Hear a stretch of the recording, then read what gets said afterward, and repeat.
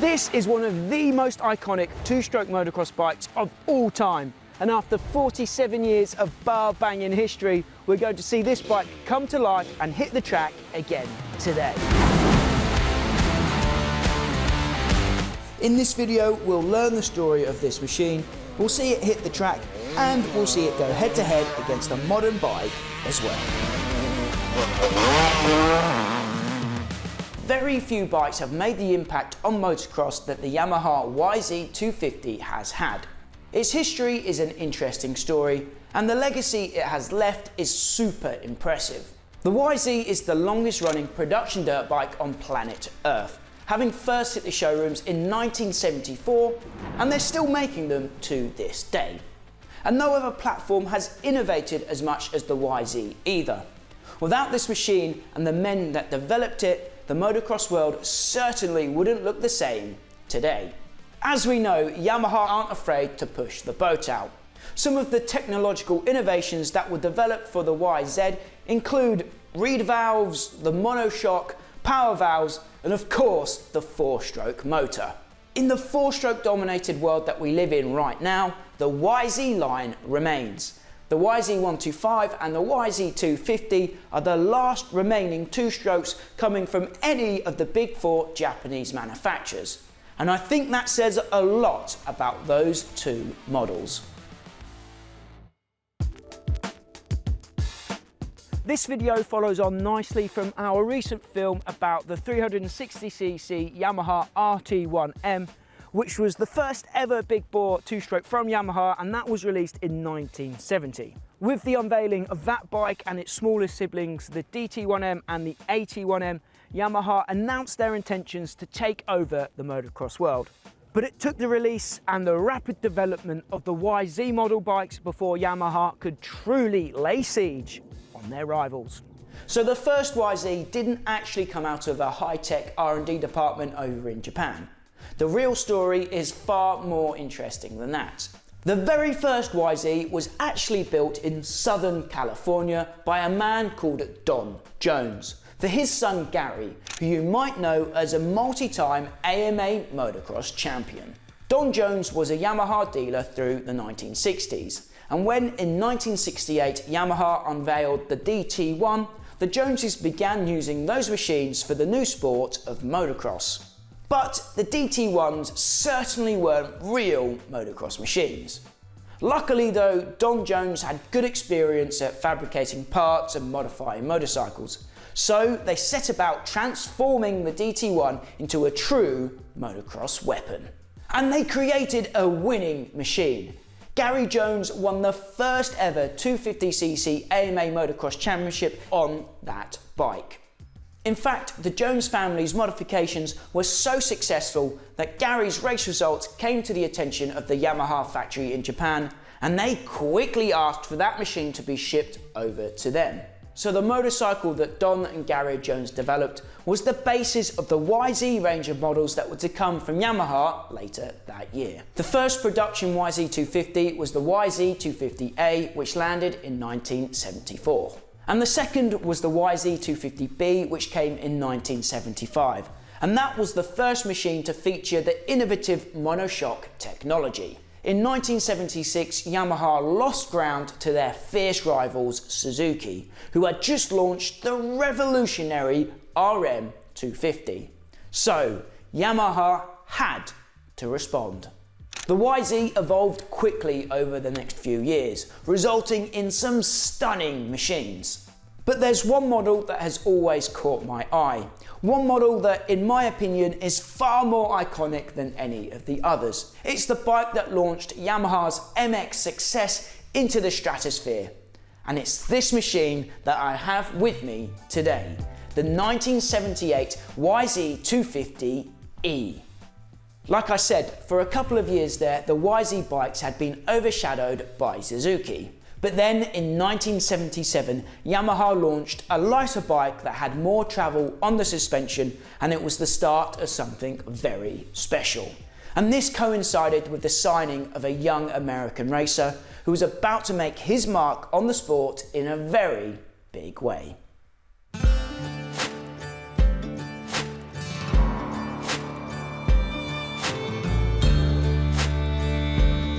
Just you wait to listen for the storm. Hear the difference in the wind. When dark clouds form and start to turn, I'll run again. Far away when the hurricane comes in. Bob the Hurricane Hanna signed for Yamaha at the end of 1975 to race in the 1976 season, and he found instant success, winning the 125cc National Championship that year. In 1977, Hanna won the 250cc Supercross Championship whilst also competing in 125cc and 500cc events throughout the year as well. He was the first AMA rider to win races in all three categories. In 1978, the AMA introduced a new rule that would stop riders like Hanna from trying to sweep wins in all three classes. Going forward, racers would have to pick just one class to compete in for the season. So Bob Hanna chose the 250 class, and he utterly dominated for the next few seasons. And the 1978 YZ250 was the machine that propelled him to glory in the USA. He won both the Motocross and Supercross titles in 1978 and in 1979. From 1977, the Hurricane won 3 Supercross titles, 2 Motocross titles, and had a 22 moto winning streak. During this era of domination, Hanna etched his name into the motocross history books and immediately became one of the most famous and one of the most iconic dirt bike racers of all time. And it's said that Hanna alone is responsible for breaking the $1 million barrier when it comes to a factory rider's paycheck. I mean, Bob's legacy was so strong that 25 years later, when I first started getting into the sport, Hurricane Hanna was still a household name for moto fans everywhere. Bob Hanna is an absolute legend, and I for one can't say his name without picturing him riding this machine. For a certain generation, Hanna was Mr. Motocross, and this yellow Yamaha was what a motocross bike was supposed to look like. That's why I'm calling this thing an icon, and that's why I'm so excited to ride it. Far away when the hurricane comes in, when the dark clouds form and start to turn, I'll run again. Far away when the hurricane, oh, that old hurricane comes.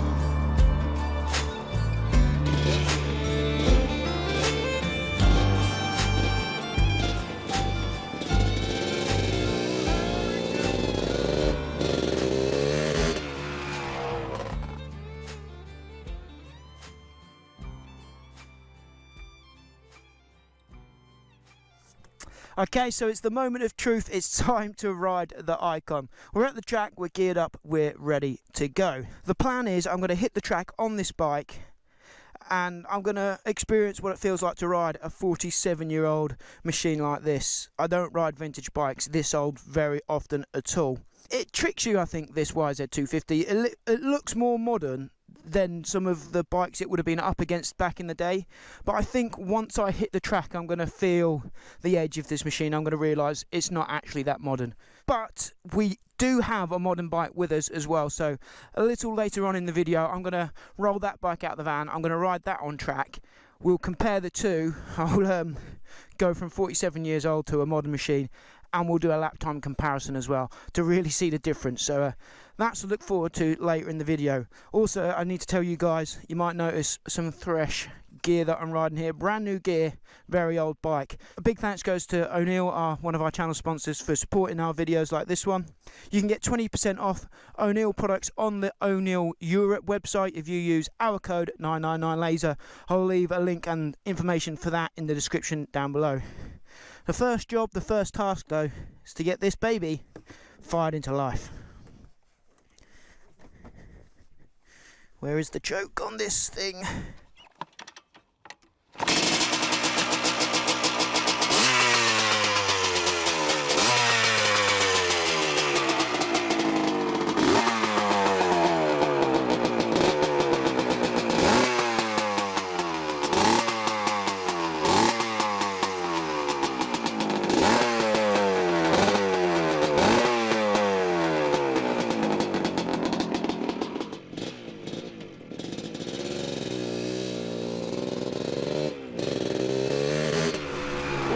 here we go then. Riding the Icon.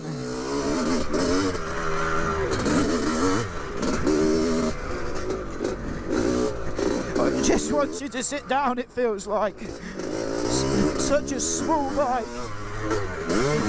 But when it hits that power, man, oh, it's pretty fast. The brakes are terrible.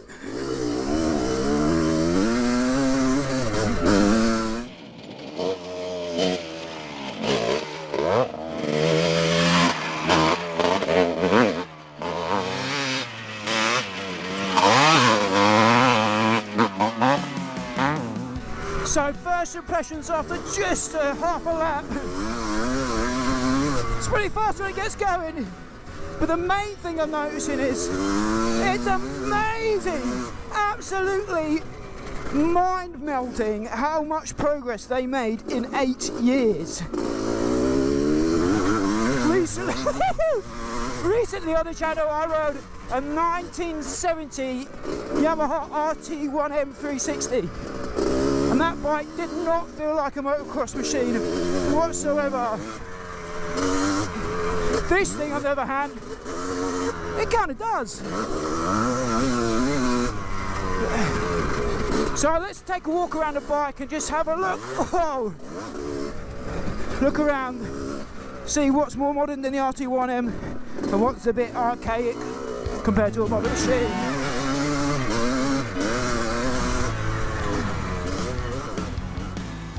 So, as you can see, I've just been out on track. She's a wee bit dusty now. But what I want to show you guys is how this bike kind of plays tricks on you. I think if I was to show this machine to the uninitiated, to a newbie, to my friend Kitch maybe, who's only just started riding, if I showed him this bike, he'd look at it and go, yeah, that's a motocross bike. Whereas if I showed him the RT1M that we had on the channel a few weeks ago, he'd look at that machine and think, what on earth is that? That's nowhere near a motocross bike. That's definitely not a motocross bike. So this thing looks more modern than it actually is. And it's insane how far the bikes came in just 8 years. There's only 8 years difference between this and the RT1M. And look at it, it almost looks modern if you've got an untrained eye, but it's not. It's an air-cooled motor, as you see. There's no rads here up the front. Your first sign that this is a bit ancient. Your second sign, your conventional forks. These are not upside down forks, but they're actually holding up quite well out there. What else is there? We've got the drum brakes front and back. So stopping power isn't what I'm used to, that's for sure. That's the main thing that you're missing on something like this, is your stopping power. It's a monoshock, which was way ahead of its time, as you can see down here. Its rivals back in the day, a lot of them were still twin shock at this time. It is a monoshock. I don't really even know where it goes. It goes up there somewhere, right up inside the bike. But that is definitely not a modern design. You can see it looks very, very different to the YZ250 that we've got lurking in the van. So that is old tech for sure. Another thing that's different is if you come around this side, the pipe is on the wrong side. It's a much different shape to a modern machine. Comes up here on the left side and out the left as well. Doesn't really affect too much on the track, to be fair. You don't really notice it. You can see it's a very skinny machine. It's a bench seat that stops here rather than there. That's the main thing you've got to try and get your head around when you're on track, is just not to scoot up the seat too far, otherwise you're going to get caught in this little trap here, which is not fun. So the technology might be dated and quite old now, but I can see why Bob Hanna absolutely dominated on one of these machines. I think compared to the competition back in the day, this was way ahead of the game. And even today, it doesn't feel that alien. It doesn't feel that difficult to ride for me, and I do not ride things this old very often. I've been thoroughly impressed by this bike, so I'm going to keep on riding, and we'll start this comparison with a modern machine a little later in the video.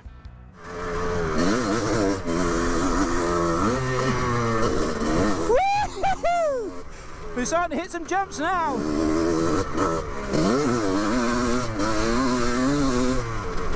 Foot pegs are a bit wobbly.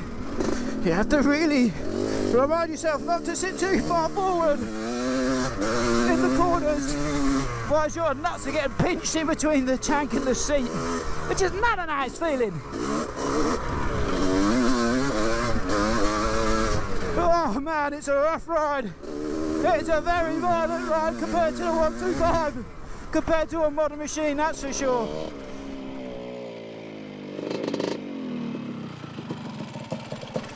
Woo! Well, that is surprisingly fun to ride. I can see why people like our friend Rob Hollyoak go vintage racing on things like this. This qualifies for twin shocks, isn't it? Because of its age. I think that'd be cheating in a class like that.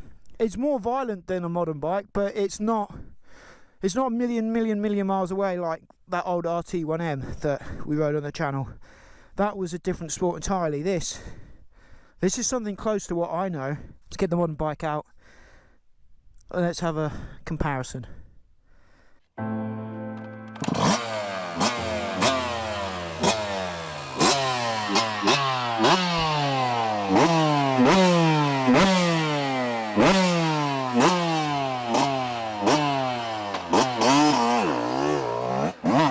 Okay, so I'm on my modern bike here, my Yamaha YZ250. I'm going to lay down a lap here on this bike, just so we can compare a time on that old YZ250. Just for the fun of it, you know. I know we've got 125 versus 250 there, but this is a very potent little 125.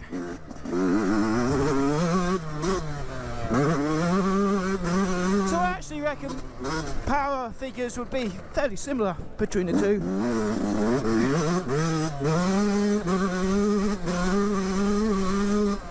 And obviously this has all the benefits of being a modern machine, very comfortable and easy to ride.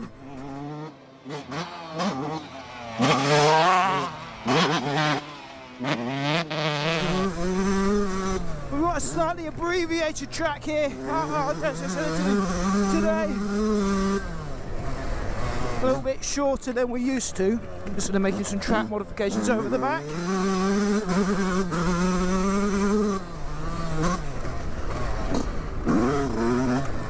Let's shut up and concentrate. I did 2 fast laps on each of the bikes. My fastest on the YZ125 was a 1:29.04. So that's the time to beat on the 47-year-old Icon. Do you think it stands a chance?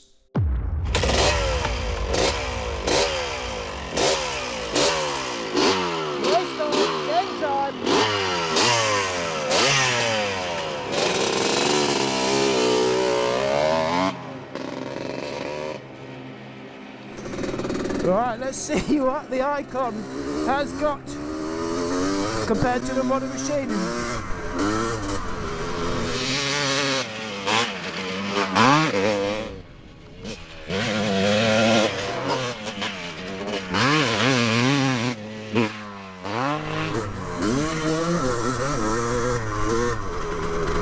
Might lose some time over this. I don't like this jump on the old one.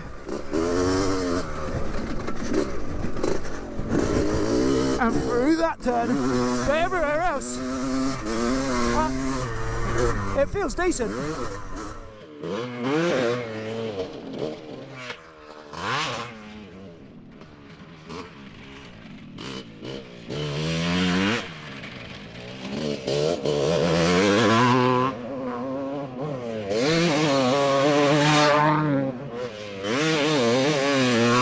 Just got to ride it a bit differently. And hang on a bit tighter.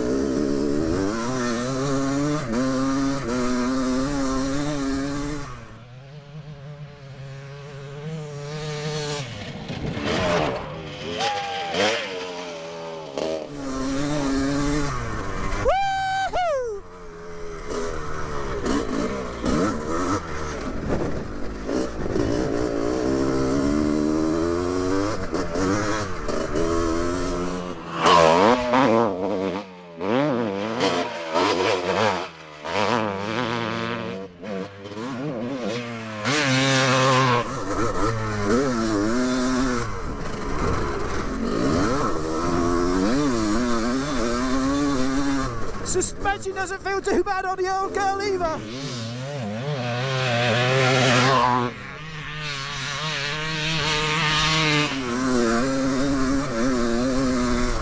It's mainly the brakes where we're losing out, so it does not want to stop.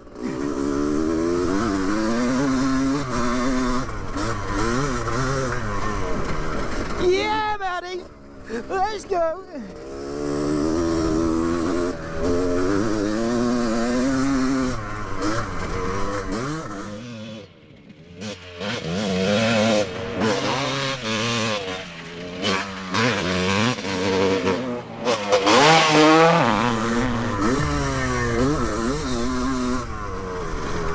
That felt like a decent lap, you know. I felt like I laid down a decent first lap on the 250, but I had one more chance to improve my time.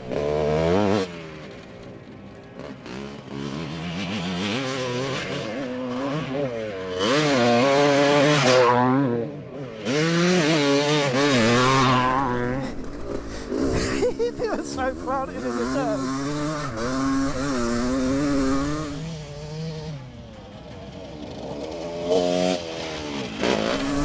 I just got to remember not to go too far forward on the seat. Hit the nut trap.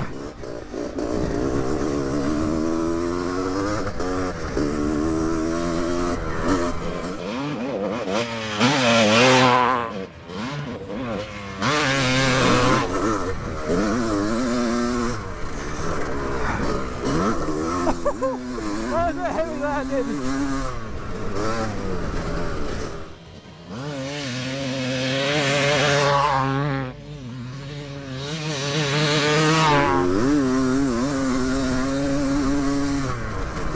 Them boys in 1978 were flying! This thing's marvellous! It is a marvel!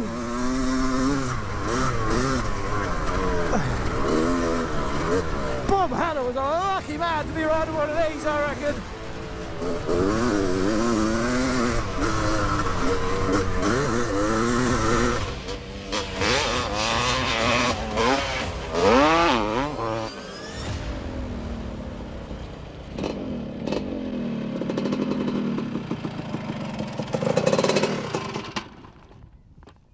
If I was a 125, I'd be worried.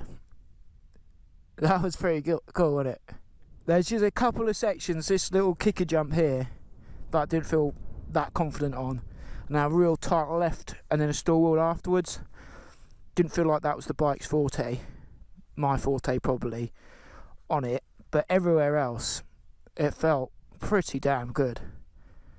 I'm excited to find out what these times are. Before we reveal the final times, I just need to say a big thank you to our channel sponsors, 24MX, for supporting our videos. They've got an awesome promotion going on this month on their ProWorks range of products, which includes the ProWorks foot pegs, the Flex clutch and brake levers, and the chain guide as well.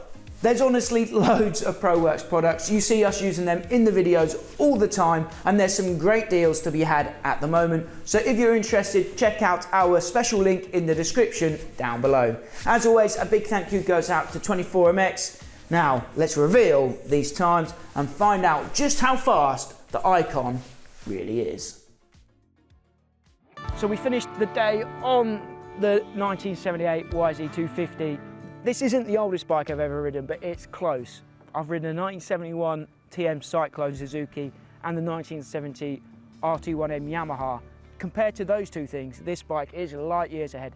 It's absolutely insane how far bikes came in just 8 years. If I rode an 8-year-old Honda 450, it'd feel pretty much the same as a modern one, a 2025 one. It'd be a little bit different, but nothing like the distance between this bike and the previous generation Yamahas that we've ridden on the channel before. The main thing I noticed on this compared to a modern bike was like the triangle between the bars, the seat and the pegs was a lot different to the modern bike. It kind of encouraged you to sit down a lot more, I think. I felt a lot more comfortable sat on the seat, and as you can see it's a bench seat but it doesn't go very far up the tank. It goes further up the tank than the older bikes that I've ridden, but still you've got to be mindful in the corners not to scoot up too far, otherwise you're going to get a pinch that's going to wake you up a little bit. But once I got my head around that, the thing felt so good, so especially in the corners, properly planted, on rails almost. And the power, I mean, I could not grumble about the power all day. It lit up where I wanted it to, but it wasn't too scary. It wasn't like those Widowmaker bikes from the 70s. Like I've said previously in the video, this thing would have been an absolute weapon, almost a cheat code back in 1978, I think, compared to its rivals of the day. Hurricane Hannah was a lucky man to be able to ride one of these. We did the comparison against a modern bike to kind of give us an idea of how far bikes have come. Also, I'll say about this bike before I reveal these times, it probably will be up for sale at some point. It'll be a difficult one because I really enjoyed my time on that today. So I might keep it in the garage maybe, but we do need to make space. We do need to generate funds for the next projects, for the next videos. So potentially it will be up for sale. So if you are interested in owning the Icon behind me, let me know. The best place to get in touch with me is on Instagram at 999laser. Anyway, back to business. Let's have a look at these results. I've not seen these yet. The first lap on the YZ250, a 1:29.04. That was the time to be on the abbreviated lap here. Another YZ250, the 47-year-old machine. My fastest lap today, a 1:34.8, 5 seconds off. I thought it'd be closer. I felt so good on the YZ250, but that just goes to show the development in suspension. That 125 is a potent little machine. Oh, that shocked me actually. I thought it'd be closer than that. So there we go. We've got a 5-second difference in 47 years.